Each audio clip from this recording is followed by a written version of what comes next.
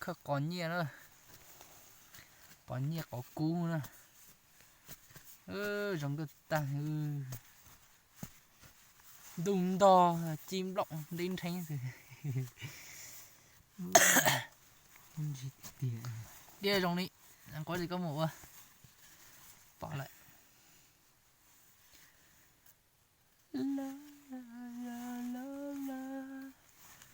Làm một tua lời tại nghĩa là nhà đâu. Biết là rồi tôi lười tụi mà lời tao chỉ là ăn cái nhà sợ. Yeah. Đi cổng ôm kì luôn khán sẽ chính nhã. Ui, có sợ bố có kiểu đấy chuột luôn. nên sao sẽ kiểu cho chăn nó này nhỏ lại. Các bạn to chỉ lo chỉ giờ đấy.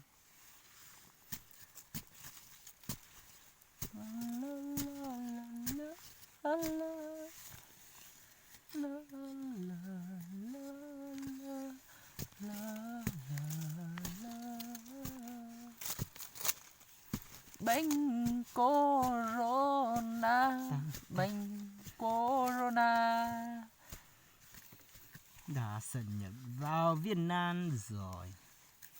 chỉ tua địa có mù của chua chế tua chun chế yo tua kìa Sao có tiết thế? Cái chai nhỏ tôi đã nó sẽ chưa lo cả ta. Nó kìa.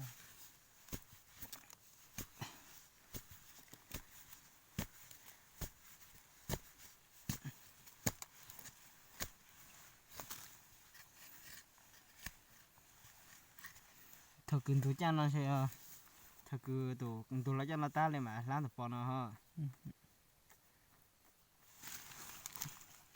Chứ mà là thôi sao từ. Chứ mà là thật cái. Cái là ăn chẳng tin nó. Bố có chỉ bố lợn mà. Là bố ăn lợn mà.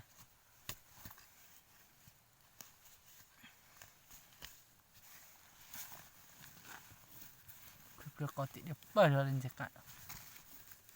Ai thấy thèm luôn. Khúc khát Lai Châu. Trường Sơn. Khúc khát Hà Nội, khúc khát Cầu Hồng.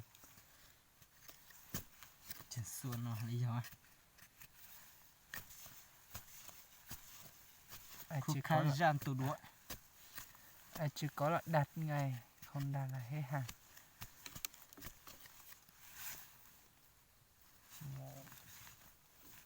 Tôi chẳng rồi tôi là như tròn trên của bạn lại. Trong một ra thì không mà. Tao cả không là của tôi đây. Thật thế. Sáng tao tôi cười là cái sao tao những cái ly những kiểu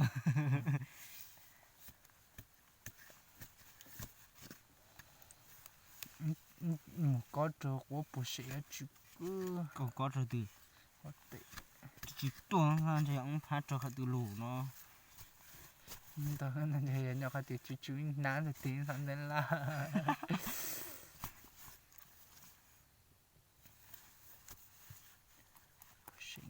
Sĩ lúi cha hả? Sĩ lúi cha tiêu. Quý phò lòng mũ lú lợi cha ô lù cho này. Đi đi chân gì tao cho này. Cha nó để một chiều chúng mua nhá tròn rảnh này.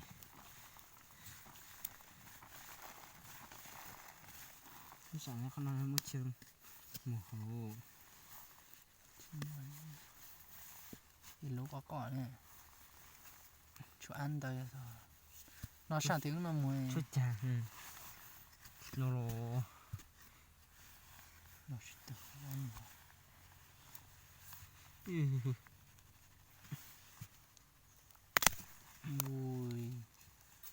Răng cái kia. Trong hố khó rồi hả? Kèo được rồi. Có kèo không?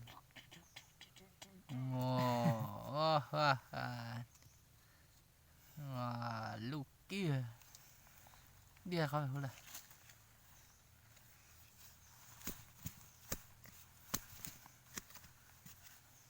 ta nên nén ra một là chỗ là sao nó đi không gì đi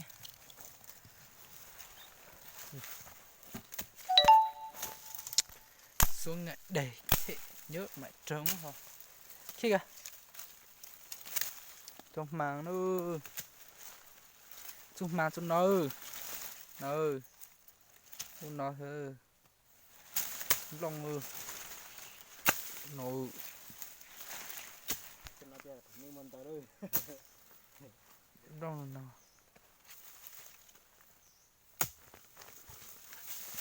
can họดูเขาเปิดตรงนั้นนะถึงกับตัวตั้งเขาโคนเอานะ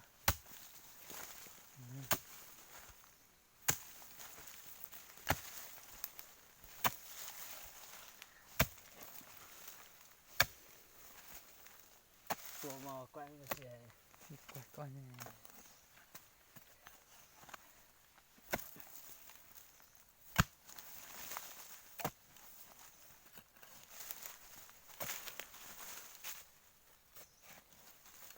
bố thì yên nó khọt chay tiệm mà có hôi xe đấy sao sao số bạn đi sẽ phải có ngờ to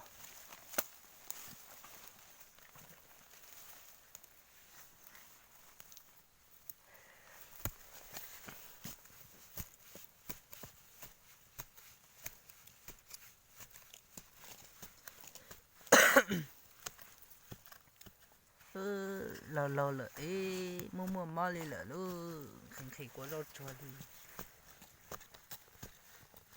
số cổ nó rồi số cổ mang nó rồi chú nó nhớ chưa chú nó đấy bố mình nhìn phát là thấy ngay đi tìm phố đi tìm mà giá lại ha mà giá tàn nhưng mà đã lò xin chú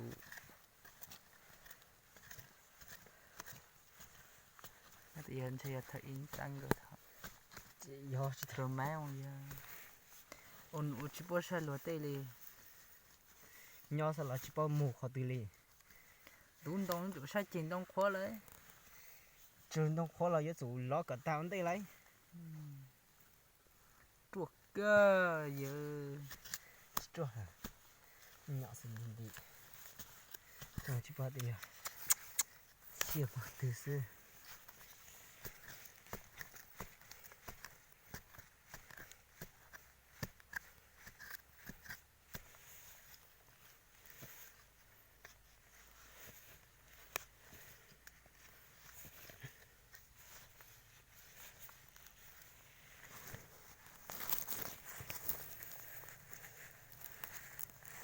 cô chiến lối thì nó này để tôi căng phải thử lại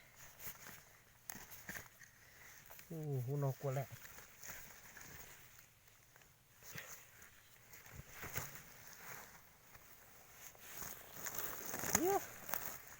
trong chiến lối nhau ở chỉ lo này họ phải trống luôn mà hình tàn này này nó chỉ đi điện nó khu lại đi lo mà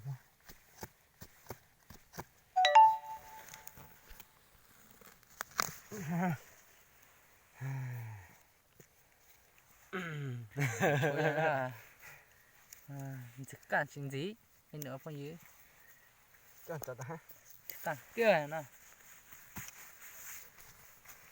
nó để chôn gì nè tụm tành của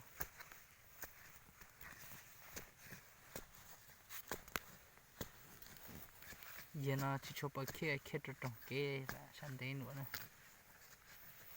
ngon muốn nhặt được có thật vậy chứ là như vậy có chính chủ tí mình đang con liều cả một cái là đã hơi em anh chạy qua tổ cái này mất tờ là gì nó thì chịu qua tổ gì nó đang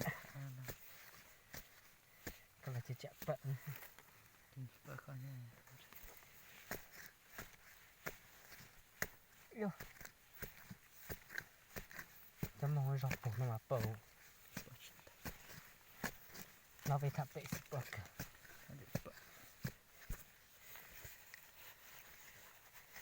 tháp vệ hôm nay chỉ ha cái gì chứ bậc thì chỉ bậc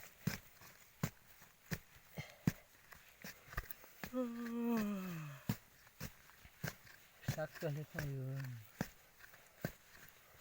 Tụi mẹ kia Khi cả hoa như nó cỡ phu rồi mình ăn thay. mẹ cà phô Quay cận cạnh đàn thế có đi đàn thế chọc có sẽ tiền. Chà.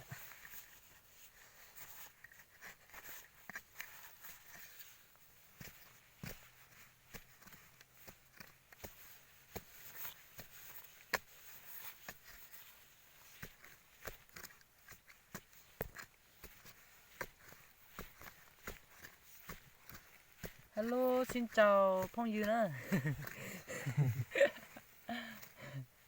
Coi cho hơn Kìa. số tục là gì chỉ bắt ra tiền từ hết rồi ta tiền tổng tua lại Mình sẽ chỉ phải nhang cái lo chuyện. dư cái tụi con lỡ ở tao nó là chẳng ba lục kia cái tụi cái này tôi chỉ chứ như sự thật nha hẳn đó chẳng hạn Nó sẽ thấy giống chỉ chuyện. hú nó chỉ có mua này Chiêm tha mèo. hôm nay nhìn phá lên chưa phá cỏ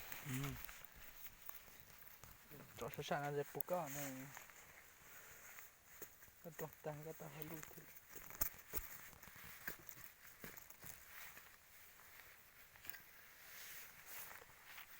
Giờ bỏ trong khề khơi chỗ chùa mà. Chả yếu chỉ một rò đi. tham phụ cái ta tiền là nữa